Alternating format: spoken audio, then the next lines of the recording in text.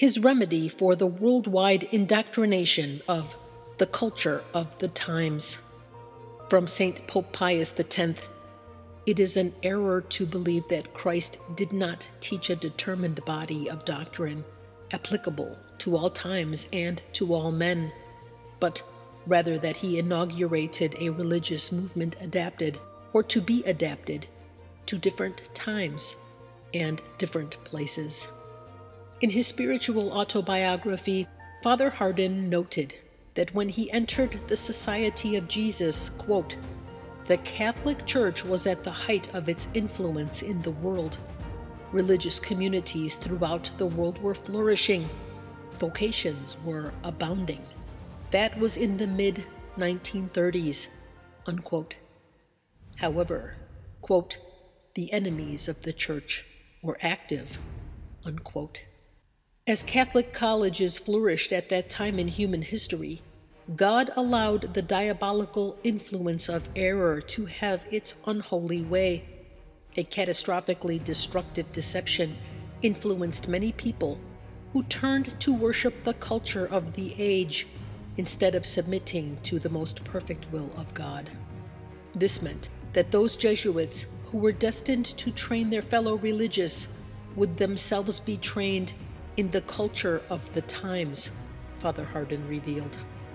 The most gifted members of the Society of Jesus were sent to leading schools in Europe and America.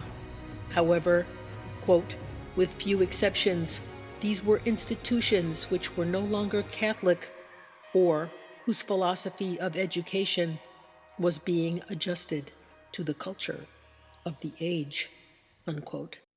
Jesus Christ, the true teaching of his one holy, Catholic, and Apostolic Church, his Immaculate Mother, and his authentic believers would be blatantly and openly mocked and labeled as old-fashioned or from the Dark Ages, and as no longer relevant by those who allowed themselves to be enticed with the sensual and self-interested false teaching of modern times. The deception spread like a disastrous and unfathomably destructive wildfire while celebrated and self-promoted by many misled people, including priests, religious and laity alike, who proudly self-identified as being Catholic.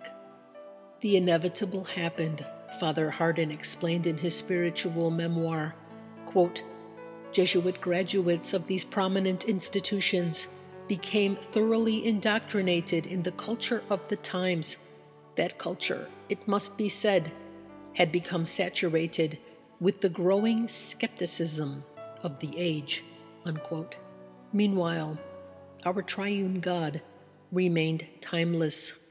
From St. Pope Pius X, the great movement of apostasy being organized in every country for the establishment of a one-world church, which shall have neither dogmas nor hierarchy, neither discipline for the mind, nor curb for the passions, and which, under the pretext of freedom and human dignity, would bring back to the world, if such a church could overcome, the reign of legalized cunning and force, and the oppression of the weak, and of all those who toil and suffer.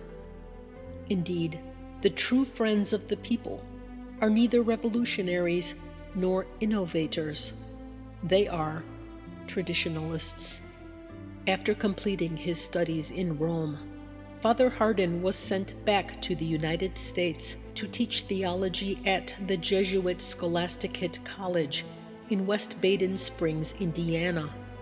The Society of Jesus had operated the college from 1934 until 1964 in affiliation with Loyola University in Chicago. He said that he found there Jesuit students who were very bright and willing to learn, but highly skeptical after having read books written by skeptics and critics of Catholic Christianity. That high skepticism included skepticism, quote, about the most fundamental truths about Catholic Christianity, unquote. Father Hardon was clear, quote, naturally, I taught what the Catholic Church held about the fundamental truths about the Catholic faith," unquote. He answered their questions knowing them to be sincere. At that time, young Father Hardon found that, quote, "we were entering a new age that I might call the age of modern skepticism," unquote. He stated in his spiritual autobiography, quote, "Over the centuries, Catholicism has been unique. Its members would be subject, like everyone else, to the inroads of skepticism that had begun to pervade all religious systems. What is unique about the Jesuits is that their men, for 400 years, had been leaders of orthodoxy throughout Europe and the Americas. For reasons known only to God, members of the Society of Jesus became infected with the learned errors of our day. They not only adopted so many of these errors, they became leaders and began propagating these erroneous ideas in their teaching and writing." In his spiritual autobiography, Father Hardon stated, quote, "Over the centuries, Catholicism has been unique. Its members would be subject, like everyone else, to the inroads of skepticism that had begun to pervade all religious systems." Father Hardon said that he could have written 3 volumes of personal experiences regarding that phenomena.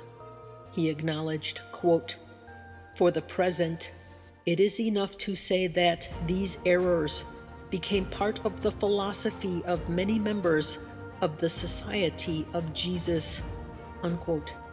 From St. Pope Pius X, "Our apostolic mandate requires from us that we watch over the purity of the faith and the integrity of Catholic discipline. It requires from us that we protect the faithful from evil and error, especially so when evil and error are presented in dynamic language, which concealing vague notions and ambiguous expressions with emotional and high-sounding words is likely to set ablaze the hearts of men in pursuit of ideals which, whilst attractive, are nonetheless nefarious."